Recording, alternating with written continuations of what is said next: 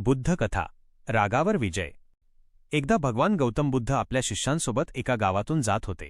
त्या गावातील काही लोक बुद्धांच्या विचारांचे विरोधक होते। बुद्धांना पाहताच त्यांनी त्यांना अपशब्द बोलायला सुरुवात केली। कोणी ओरडत होते, कोणी रागाने बोट दाखवत होते।